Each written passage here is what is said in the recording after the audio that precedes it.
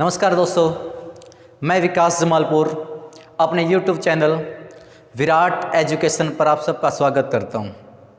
पिछले हमने पेपर के अंदर देखा था पटवारी के अंदर किस तरह के क्वेश्चन पूछे गए थे।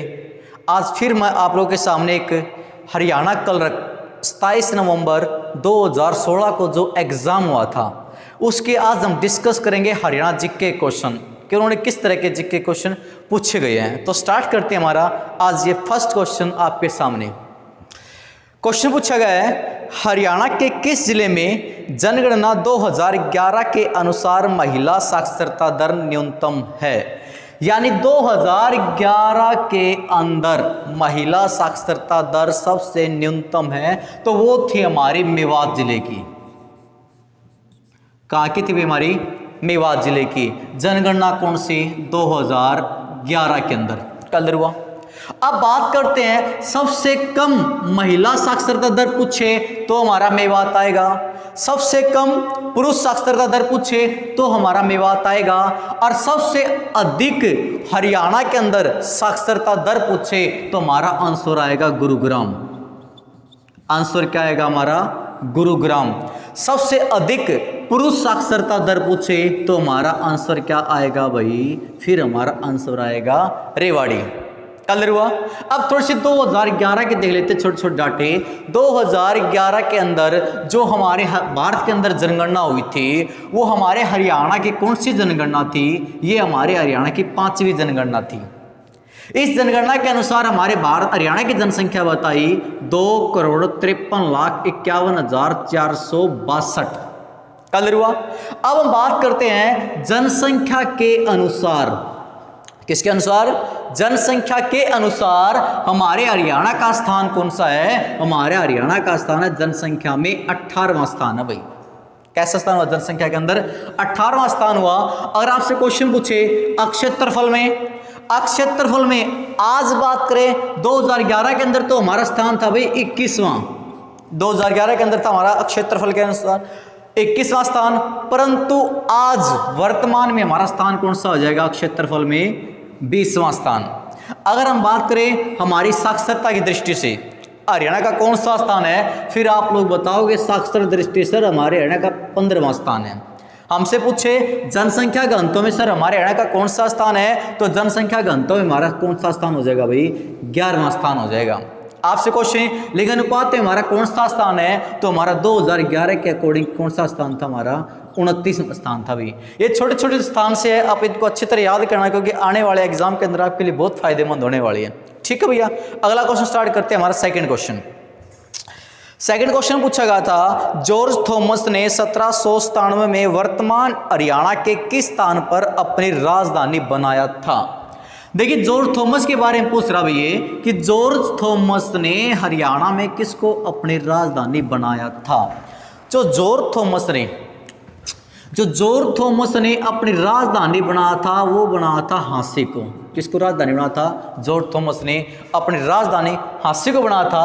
अब आपसे कोई क्वेश्चन ये पूछे आने वाले एग्जाम के अंदर कि जॉर्ज थॉमस आया कहाँ से था, तो फिर आप लोग बताओगे जॉर्ज थॉमस आया था सर आयरलैंड से। कहाँ से आया था भाई जॉर्ज थॉमस?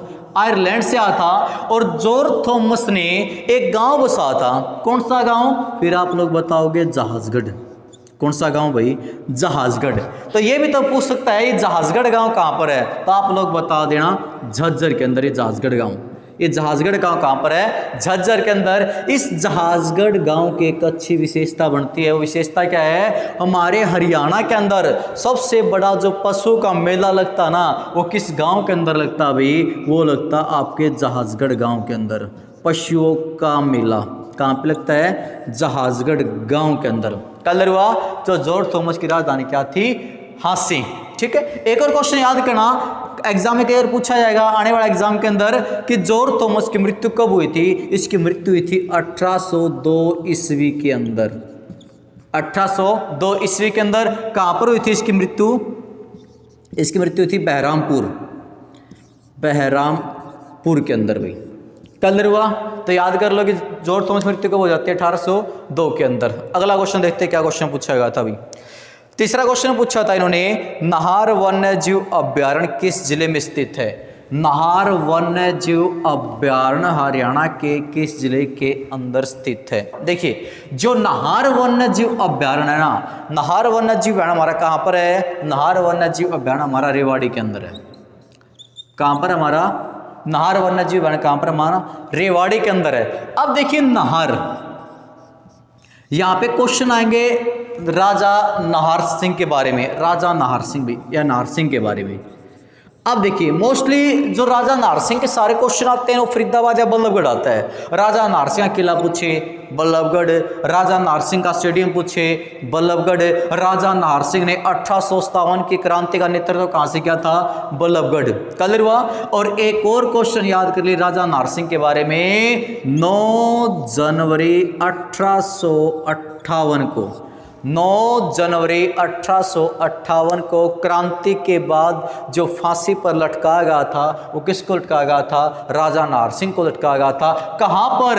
दिल्ली के लाल किले के सामने। ये अच्छा क्वेश्चन आगामी एग्जाम के लिए भैया पूछ सकते हैं कि किस राजा को लाल किले के सामने फांसी लटकाया गया था? तो लटकाया गया था किसको? राजा नाहर सिंह को। कब? 9 जनवरी 1858 को। तो हमारा नाहर वन्य जीव अभ्यारण्य कहाँ पर हुआ? रेवाड़ी के अंदर। कलर हुआ? देखिए भाई, अगला क्वेश्चन पूछा गया था, हरियाणा तिलक साप्ताहिक पत्रिका के संपादक कौन थे? हरियाणा तिलक के भाई, देखिए हरियाणा तिलक जो साप्ताहिक पत्रिका के संपादक थे ना, ये थे हमारे पंडित श्री राम शर्मा। पंडित श्री राम शर्मा। अब बात करते हैं, इसने हरियाणा तिलक की क्यों पूछी? हरियाणा तिलक ही इन्होंने क्यों पूछी? क्योंकि हरियाणा तिलक हमारे उर्दू भाषा की पहली पत्रिका है।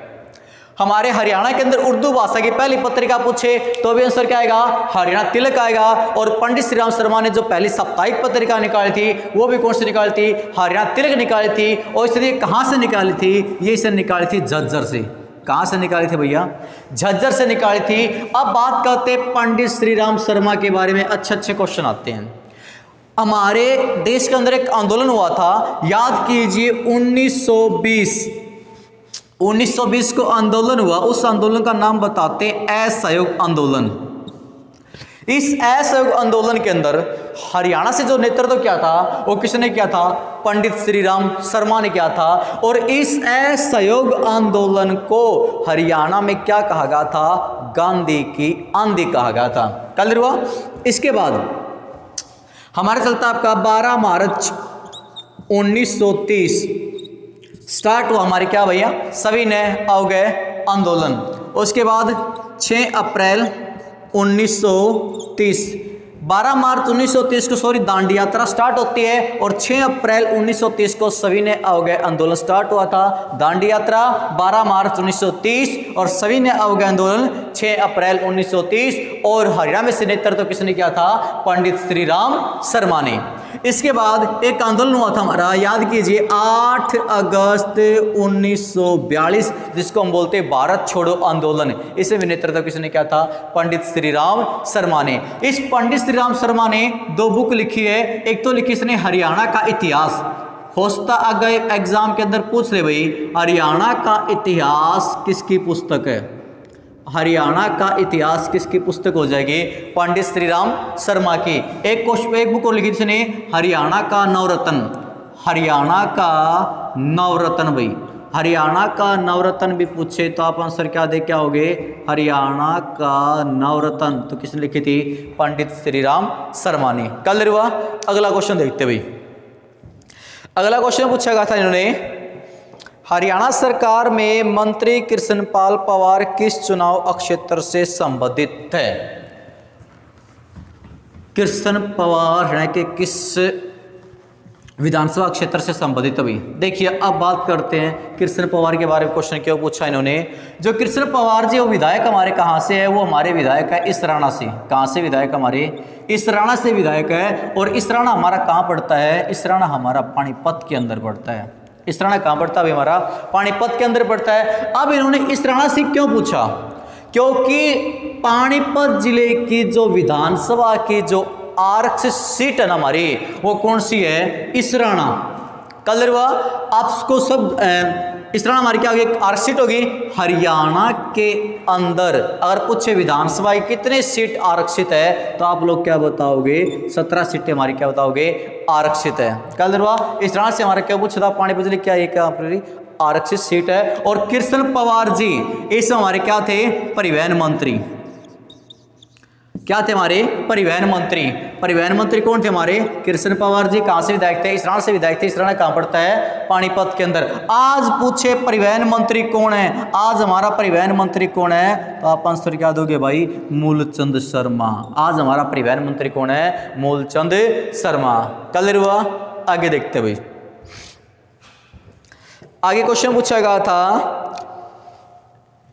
ककरोई माइक्रो जल विद्युत परियोजना किस नहर पर बनी है। ककरोई माइक्रो जल विद्युत परियोजना, चलिए इस ककरोई माइक्रो नाम दिया, इसको हम ककरोई सूक्ष्म भी बोल सकते हैं। ककरोई सूक्ष्म जल विद्युत परियोजना किस नहर पर बनी हुई है, तो इसका नाम आएगा पश्चिमी यमुना नहर। पश्चिमी यमुना नहर हमारी जो ककरोई सूक्ष्म जल विद्युत परियोजना किस पर बनी है, पश्चिमी यमुना नहर पर बनी हुई है। हमारी ककरोई सूक्ष्म जल परियोजना जो हमारी किस डिस्ट्रिक्ट के अंदर है, तो आप लोग आंसर दोगे सोनीपत के अंदर भाई। कहां पर हमारी, ये हमारी सोनीपत के अंदर है। और हरियाणा की जो सबसे पुरानी नहर पूछे, प्राचीन नहर पूछे, तो हमारी कौन सी आएगी, पश्चिमी यमुना नहर। ये कब निकाली गई थी, तो आप लोग बता दोगे 1879 को निकाली गई थी। किस नदी से निकाली गई थी, ये निकाली गई थी हमारी यमुना नदी से। कल हुआ। और इसी नहर पर एक और हमारी परियोजना बताते हैं क्वेश्चन, पश्चिमी यमुना नहर जल विद्युत परियोजना भी कहां पर होगी आपकी, इसी पर होगी। वो कहां पर हो जाएगी हमारी, यमुनानगर जिले के अंदर भाई। कल हुआ। अगला क्वेश्चन देखते भाई। अगला क्वेश्चन पूछा गया था इन्होंने, निम्नलिखित में से कौन सी लोकसभा की सीट सामान्य वर्ग में आती है, यानी कौन सी लोकसभा की सीट हमारी आरक्षित है।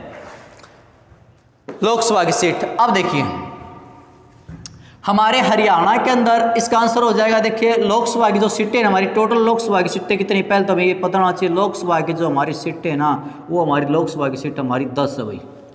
इस 10 लोकसभा की सीटों में से 2 सीटें हमारी क्या हो जाएगी, आरक्षित हो जाएगी। और वो 2 सीट हमारी आरक्षित कौन सी हो जाएगी, एक तो हो जाएगी सिरसा और एक हो जाएगी हमारी अंबाला। कल हुआ। आज हमसे पूछे सिरसा से हमारे सांसद कौन है, तो आप लोग नाम बताओगे सुनीता दुग्गल। अगर अंबाला से पूछे तो आप लोग आंसर दे क्या होगे, रतनलाल कटारिया। कल हुआ। तो हमारे हरियाणा के अंदर लोकसभा सीटें पूछे तो 10, उन 2 में सीट हमारी कितनी आरक्षित, कितनी हमारी 2, एक होगी हमारी सिरसा और एक होगी हमारी अंबाला। कल हुआ भाई। आगे देखते भाई। अगला क्वेश्चन पूछा गया था, रियो ओलंपिक में कांस्य पदक विजेता साक्षी मलिक रोहतक के किस गांव से संबंधित है।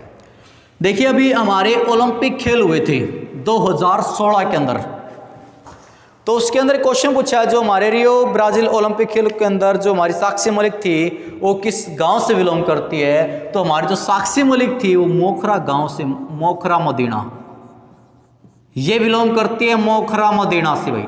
साक्षी मलिक कहां से बिलोंग करती है, मोखरा मदीना से बिलोंग करती है। अब मोखरा मदीना कहां पर है, रोहतक के अंदर है। मोखरा मदीना कहां पर हमारा, रोहतक के अंदर है। अब बात करते हैं साक्षी मलिक के बारे में। साक्षी मलिक, इस साक्षी मलिक का जन्म हुआ था 3 सितंबर 1992 को। जन्म कहां पे हुआ था, मोखरा मदीना रोहतक के अंदर। कल हुआ। 2016 के अंदर जो हमारे ओलंपिक खेल हुए थे रियो ब्राजील के अंदर, कहां पे 2016 के ओलंपिक खेल भाई हमारे रियो ब्राजील के अंदर। इन रियो ब्राजील ओलंपिक खेलों के अंदर इंडिया के अंदर जो पदक आए थे वो हमारे 2 पदक आए थे। कौन कौन से, एक हमारा रजत आया था, एक हमारा कांस्य पदक आया था। और कांस्य पदक लाने वाली हमारे भारत की पहली पहलवान महिला कौन कहलाई थी, साक्षी मलिक कहलाई थी। और बात करें साक्षी मलिक के बारे में, साक्षी मलिक के बारे में बात की जाए तो साक्षी मलिक के कोच का नाम पूछ सकते हैं। इसके कोच का नाम बताते ईश्वर सिंह दैया। क्या नाम बताते हैं? ईश्वर सिंह दहिया। साक्षी मलिक ने तैयारी कहां पर की है? चौधरी छोटू राम स्टेडियम के अंदर। चौधरी छोटू राम स्टेडियम के अंदर क्या की भी तैयारी की है। और बात करें साक्षी मलिक को क्या बना दिया गया है? बेटी बचाओ बेटी पढ़ाओ के ब्रांड एम्बेसडर किसको बना दिया गया है? साक्षी मलिक को बना दिया गया है। और साक्षी मलिक कौन सा खेल खेलती है? आप सब जानते हैं कौन सा खेल खेलती है? कुश्ती। क्यों? क्योंकि हमारे देश की पहले पहलवान महिला कहलाई थी साक्षी मलिक। कल हुआ। अगला क्वेश्चन पूछा गया था, हड़प्पा सभ्यता से संबंधित राखी गढ़ी किस जिले के अंदर है? हड़प्पा सभ्यता से संबंधित राखी गढ़ी किस जिले के अंदर है? देखिए अब जो हमारा हड़प्पा सभ्यता से संबंधित जो राखी गढ़ी है वो हमारा कहां पर है? हिसार के अंदर है। हिसार के अंदर है। किससे संबंधित? राखी गढ़ी पूछा है। अब हम बात करते हैं राखी गढ़ी के बारे में। राखी गढ़ी, राखी गढ़ी के बारे में हम बात करते हैं। सिंधु घाटी सभ्यता का जो सबसे प्राचीन टीला बताते हैं ना भाई, वो कौन सा? हमारा राखी गढ़ी है। सिंधु घाटी सभ्यता सबसे प्राचीन टीला कौन सा हुआ? राखी गढ़ी। लेकिन सिंधु घाटी सभ्यता का जो सबसे पहला स्थल खोजा गया था हमारे हरियाणा के अंदर, वो खोजा गया था बनावली। कौन सा खोजा गया था? बनावली। कल हुआ। अब ये तो पूछता बनावली कहां पर हमारी? बनावली पड़ेगी। आप बनावली कहां पर? हमारी फतेहाबाद के अंदर है भाई। बनावली कहां पर है? फतेहाबाद के अंदर। अब बात करते हैं बनावली की खोज कब की गई थी? बनावली कब खोज थी? 1973 व 1974 के अंदर। क्योंकि हरियाणा के अंदर जो पहली खोज की थी वो बनावली की बताते हैं। बनावली की हुई थी 1973 व 74 के अंदर। इसके खोजकर्ता कौन थे? RS विस्ट, यानी रविंदर सिंह विस्ट। ठीक है भाई। अब बनावली से मिला क्या क्या था? बड़े बड़े जौ व ढेरों के सरसों के प्रमाण कहाँ से मिले थे? हमारे बनावली से मिले थे। बैलगाड़ी के पहियों के निशान कहाँ से मिले थे? बनावली से मिले थे। मिट्टी के हल खिलौनों के प्रमाण कहाँ से मिले थे? बनावली से मिले थे। और तारे जैसी सड़कों के प्रमाण भी कहाँ से मिले थे? बनावली से मिले थे। और अभी वर्तमान के अंदर यानी आपका 2020 के अंदर राखी गढ़ी से क्या मिला? 5000 साल पुराने प्रेमी जोड़े के कंकाल तंत्र। हो सकता है एग्जाम के अंदर क्वेश्चन डाल दे भाई हमारे हरियाणा के अंदर वो जगह कौन सा, वह स्थल कौन सा है जहां से 5000 साल पुराने प्रेमी जोड़े के कंकाल तंत्र मिले हैं? वो हमारे कौन सा था? आपका राखी गढ़ी भाई। और राखी गढ़ी कहां पर? हमारा हिसार के अंदर है। कल हुआ। अगला क्वेश्चन देखते हैं। अगला क्वेश्चन पूछा गया था, निम्नलिखित में से कौन सी नदी शिवालिक पर्वत श्रेणी से नहीं निकलती? कौन सी नदी शिवालिक पर्वत श्रेणी श्रृंखला से नहीं निकलती? अब देखिए हमारी जो शिवालिक की पहाड़ी से जो नदी निकलती है उसका क्या नाम बताते हैं? वो हमारी ऑप्शन के अकॉर्डिंग आंसर आएगा यमुना। आंसर क्या आएगा भाई हमारा? यमुना। यमुना नदी वो नदी है जो हमारी कहां से नहीं निकलती? शिवालिक के पहाड़ी से नहीं निकलती। फिर निकलती कहां से? ये कहां से निकलेगी? ये निकलेगी हमारी टिहरी बांध या फिर बंदरपुछ नामक स्थान या फिर यमुनोत्री और या फिर हम क्या बोलेंगे भैया? उत्तराखंड राज्य से। कल हुआ। तो शिवालिक की पहाड़ियों से हमारी नदियां कौन कौन सी निकलती है? शिवालिक की पहाड़ी से हमारी कौन कौन सी नदी निकलती है? शिवालिक की पहाड़ी से कौन सी निकलती है? हमारी घग्गर, मारकंडा, टांगरी और सरस्वती।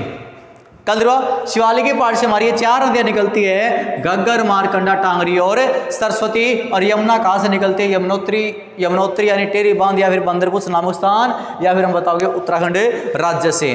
तो कल देखते भी अगला क्वेश्चन। और एक क्वेश्चन में यमुना नदी हरियाणा की सबसे बड़ी नदी है, ये याद करना।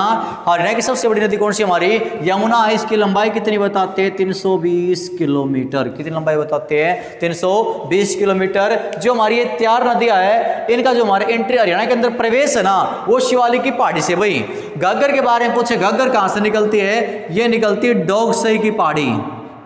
कहां से निकलती है? डोगसई की पहाड़ी से। मारकंडा कहां से निकलती है? तो आप बताओगे नाहन से। टांगरी कहां से निकलती है? ये हमारे हरियाणा में से निकलती है शिवालिक की पहाड़ी से। और सरस्वती नदी कहां से निकलती है? सिरमौर की पहाड़ी से। डागसई पूछे हिमाचल प्रदेश, नाहन पूछे हिमाचल प्रदेश और हमारा सिरमौर पूछे तो हिमाचल प्रदेश। कल हुआ। अगला क्वेश्चन देखते हैं। अगला क्वेश्चन पूछा गया था, ब्रह्म सरोवर तीर्थ स्थल किस स्थान पर है? ब्रह्म सरोवर भाई, देखिए ब्रह्म सरोवर तीर्थ स्थल कहां पर है? अब देखिए ब्रह्म जो सरोवर तीर्थ स्थल हमारा कहां पर है, तो ब्रह्म सरोवर तीर्थ स्थल हमारा कहां पर होगा? वो होगा हमारा कुरुक्षेत्र के अंदर। कहां पे होगा? कुरुक्षेत्र के अंदर। कौन सा स्थल भाई? हमारा ब्रह्म सरोवर। ब्रह्म सरोवर। अब आपसे क्वेश्चन पूछिए, ब्रह्म सरोवर की खुदाई का काम किसने करवाया? खुदाई स्टार्ट किसने करवाई थी या खुदाई किसने था? तो ब्रह्म सरोवर खुदाने का काम किसने किया था भाई? कुरुओं ने, जिसको हम कौरव बोलते हैं या कुरु। अगर हमारा ऑप्शन के अंदर कुरुक्षेत्र और थानेश्वर दोनों दे रखे हैं, ब्रह्म सरोवर पूछे कुरुक्षेत्र आपका, ज्योतिष सरोवर पूछे आपका कुरुक्षेत्र के अंदर, कल हुआ। अगला क्वेश्चन देखते हैं भाई। अगला क्वेश्चन पूछा गया था इसके अंदर, हरियाणा में किस धर्म को मानने वाले लोग सबसे ज्यादा है? हरियाणा के अंदर सबसे ज्यादा किस धर्म के मानने वाले लोग भाई? तो हरियाणा के अंदर सबसे ज्यादा मानने वाले किस धर्म को मानते हैं? वो मानते हैं हिंदू धर्म को। सबसे ज्यादा हमारे हिंदू धर्म को मानते हैं। उसके बाद बात की जाए, उसके बाद हमारे मुस्लिम, उसके बाद हमारे सिख, और हरियाणा के अंदर जो सबसे कम हैं वो किस धर्म के लोग मिलेंगे आपको? वो मिलेंगे ईसाई, सॉरी बौद्ध धर्म के लोग बिल्कुल ही बहुत ही कम है। और कितने हैं यहाँ पर? 0.003%। ये क्वेश्चन अच्छी तरह याद कर लेना। हरियाणा के अंदर बौद्ध धर्म के लोग कितने परसेंट है? 0.003%। सबसे ज़्यादा हिंदू, फिर हमारे मुस्लिम, फिर हमारे सिख, और बौद्ध हमारे क्या हो जाएंगे? सबसे कम भाई। क्लियर हुआ? अगला क्वेश्चन देखते हैं। अगला क्वेश्चन पूछा गया था इन्होंने, अंतर्राष्ट्रीय सौर एलायंस का मुख्यालय हरियाणा के किस नगर में स्थापित है? अंतर्राष्ट्रीय सौर यानी अंतर्राष्ट्रीय सौर ऊर्जा का मुख्यालय कहां पर है? देखिए अंतर्राष्ट्रीय सौर ऊर्जा का जो मुख्यालय स्थापित किया गया था इंटरनेशनल लेवल पर भैया, कहां पर स्थापित किया गया था? वो स्थापित किया गया था हरियाणा के गुरुग्राम में। कहां पे स्थापित किया था? हरियाणा के गुरुग्राम में। गुरुग्राम कहां पर? अरावली की पहाड़ियों पर।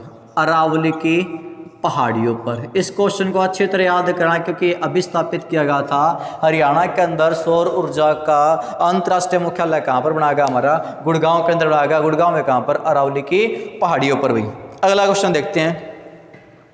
अगला क्वेश्चन, हरियाणवी फिल्मों के सफल नायक कौन माने जाते हैं? हरियाणवी फिल्मों के सफल नायक कौन माने जाते हैं? सफल नायक पूछा भी इन्होंने, तो इसका आंसर आएगा देवी शंकर प्रभाकर भाई। देवी शंकर प्रभाकर। सर्वाधिक हरियाणा फिल्मों के जो नायक माने जाते हैं वो माने जाते हैं देवी शंकर प्रभाकर। देवी शंकर प्रभाकर। देवी शंकर प्रभाकर भाई। सर्वाधिक जो फिल्मों के जो नायक बताए हमारे देवी शंकर प्रभाकर बताए गए। देवी शंकर के बारे में आपको बता दिया जाए तो हरियाणा के अंदर जो सबसे सुपरहिट मूवी रही थी उसका नाम बताते चंद्रावल। चंद्रावल जी, ठीक है। चंद्रावल फिल्म के अंदर जो हमारे अभी नायक का रोल किसने किया था? देवी शंकर प्रभाकर, या निर्माता बोल सकते हैं। और इसके अंदर जो अभिनेता का रोल किया था वो किसने किया था? हमारे जगत सिंह जाखड़। जगत सिंह जाखड़। और जो अभिनेत्री का रोल किया था वो किसने किया था? उषा शर्मा ने। किसने किया था भाई?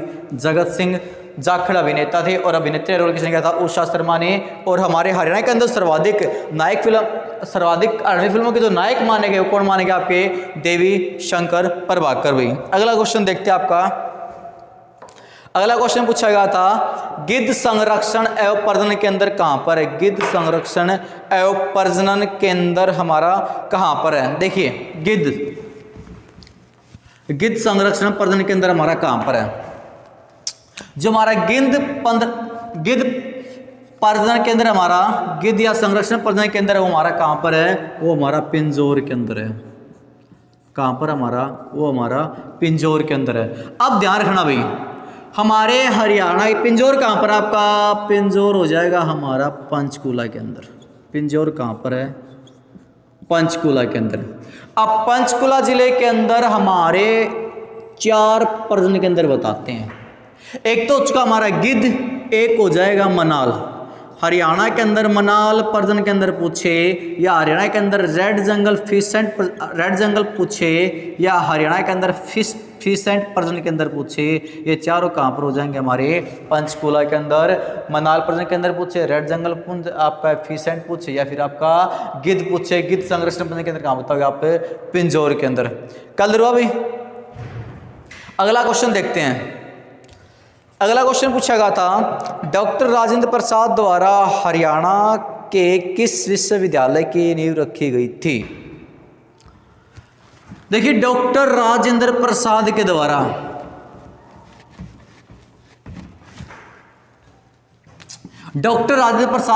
हरियाणा के अंदर जो एक विश्वविद्यालय जो नींव रखी गई थी, वो कौन सा विश्वविद्यालय था? हमारा कुरुक्षेत्र विश्वविद्यालय भाई, कुरुक्षेत्र विश्वविद्यालय।